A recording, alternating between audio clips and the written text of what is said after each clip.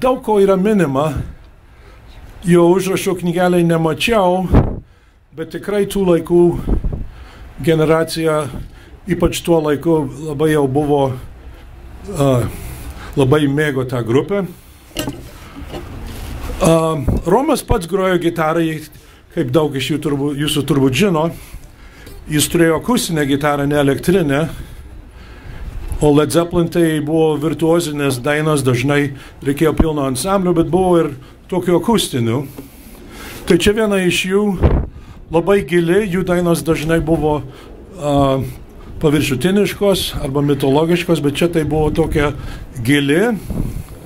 Ir apie konfliktus. Konfliktus, sakykime, tarp hipių ir žmonių, kur buvo senoviški, tarp tėvų ir jaunimo, tarp sistemos ir laisvės. Beveik galima visaip interpretuoti tą dainą, už tai, kaip sakau, ji giliai yra. Tai aš ją bandysiu pagroti, vadinasi That's the Way.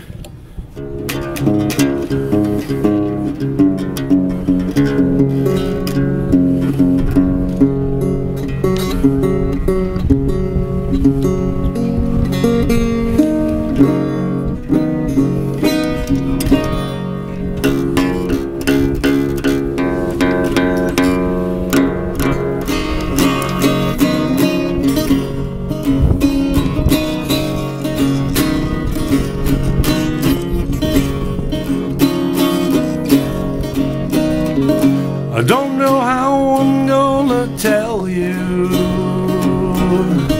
I can't play with you no more. I don't know how I'm gonna do what people told me. My friend, the boy next door.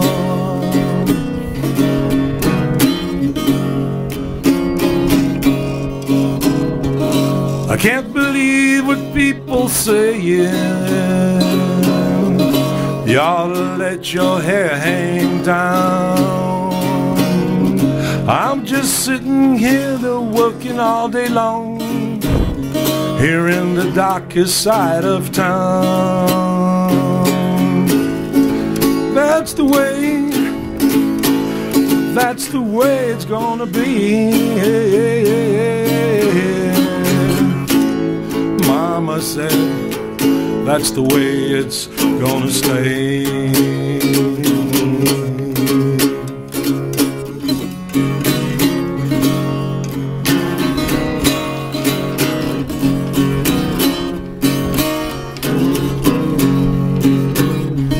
And yesterday I saw you standing by the river, and weren't those tears that filled your eyes? And all the fish that lay in dirty water dying, have they got you hypnotized? And yesterday I saw you kissing tiny flowers, but all that lives is born to die. And so I say to you that nothing really matters, and all you do is stand and cry. That's the way, oh, that's the way it's gonna be, yeah. Mama said that's the way it's got to stay.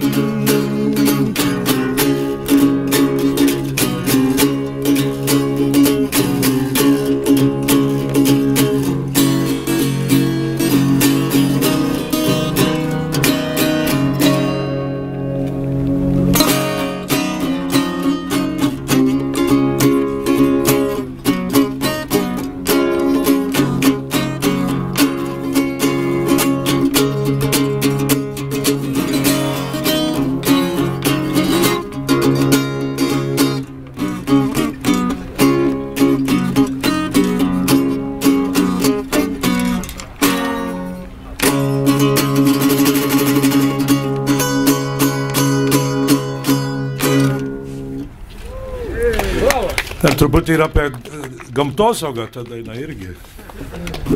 Apie visus, vienu žodžiu, visus reikalus tuo laiku. Ir dar dabar, kaip sakė keli žmonės, kad čia šita kova toliau tęsiasi dar. Čia tikrai taip kaip išplauni indą. Tai gal jis truputį švaresnis, bet dar daug reiks plauti. Kartais akivaizdžiausias variantas gali būti tiksliausias ar taikliausias. Šitos sutilesnės dainos, reikia tikėti, kad Romas žinojo, ką tie žodžiai reiškia. Jo knygeliai buvo, pavyzdžiui, John Lennon Imagine daina ir buvo išvertęs, kad tai reiškia įsivaizduok. Tai aš tikiu, kad jis žinojo, ką lyrika reiškia. Gal jūs nežinot šito fakto, bet hipių judėjimas, hipių sąjūdis prasidėjo iš Lietuvo. Amerikoje buvo toks žmogus Vytas Paulikas.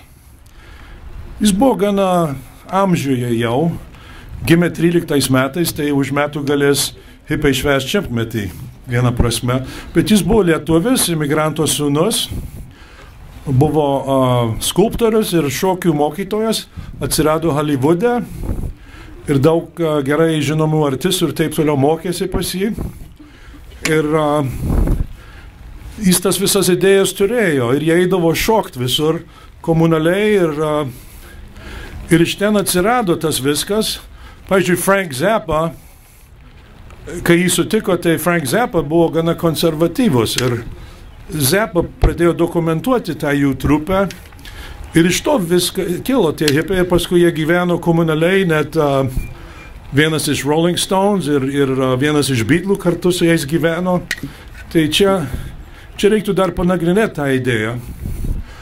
Ir čia Čikagoje ir Amerikoje bendrai daug iš hipių pirmųjų, arba bent panašaus mąstymo žmonių, nes gal ne visi tą darė iki kažkokio taško, kad kur nors toli nuėjo ir gyveno atskirai ar ką nors tokio, bet daug lietuvių buvo pirmi, kur ir čia tą darė, bet mūsų tėvai ir sena generacija sakė, kad čia yra komunistų sukurtas jaunimui sumalšinimas, kad pamirš savo šaknis. Tai man buvo labai įdomu, kai sužinojau, kad Lietuvoje irgi tas buvo, tik tai atbulai beveik. O grįžtų prie tos dainos, tai viena iš akivaizdžiausių dainų, tai būtų Jim Morrison daina. Ir čia irgi mano sesuo buvo klasiokė jų pianisto. Jis čia baigė DePaul universitetą Čikagoje. Jo biografinėje knygoje jis rašė apie merginas iš Marijos High School'ės ir kaip jis ten važinėdavo Market Parke, bučiuodavo jas, taip toliau. Jo tėvas turėjo polkų ansamblį ir grodavo bent dviejose vietose Market Parke, 65 ir Kedzė ir Brighton Park ir taip toliau. Bet paskui tas žmogus nuvažiavo irgi į Hollywoodą ir sutiko Morrisoną ir iš to prasidėjo The Doors.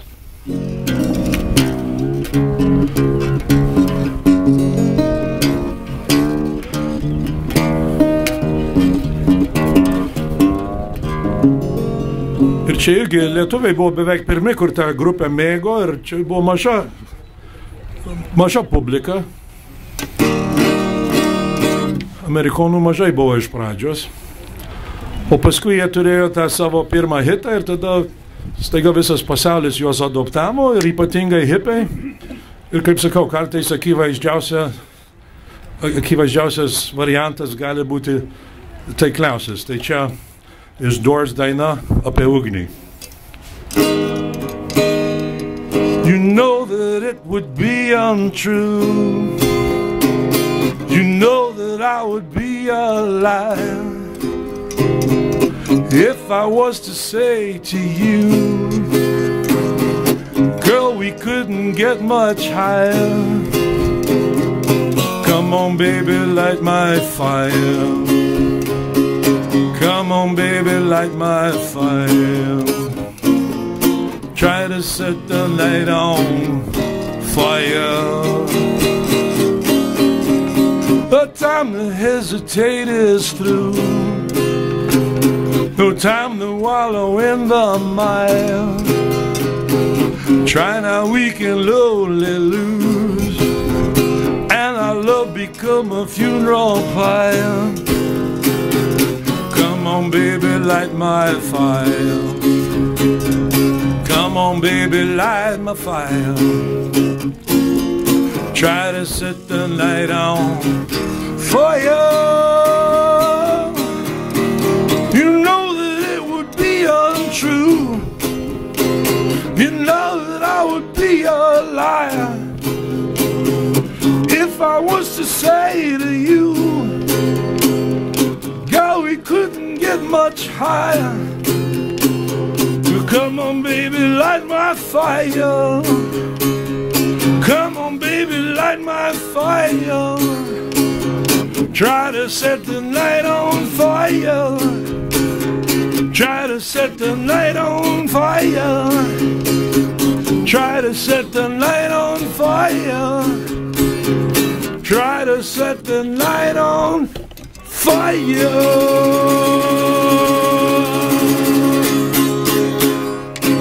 Kažkas nuostabaus, Vytautai, kažkas nuostabaus. Jie nežinojo, kad kas nors tą tikrai ir padarytų su ugnim. Tu labai daug padarėjai šiandien. Ačiū tau, Vytautai. Aš tik noriu pasakyti, tyrinėjant šitą temą, aš padariau internete virtualią parodą, nors ji iš tikrųjų prasidės gegužės 14 dieną veikti. Bet čia turiu lapelių, jie kas domisi.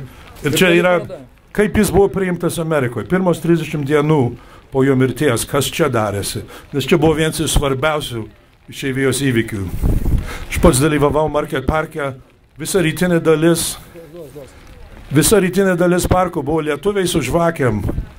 Tik nedaug uždokumentuota, nes tais laikais žmonės nefotografavo.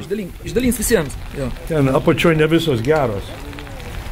Ačiū už tokį Ačiū jums visiems. Ačiū Vytautui B. Žmogui legenda iš Čikagos. Gimė ir augo Čikagoje ir yra su mumis, yra lietuvis ir labai daug įdomaus papasako apie Romo Kalantą, apie hipius ir apie mus. Ačiū jam.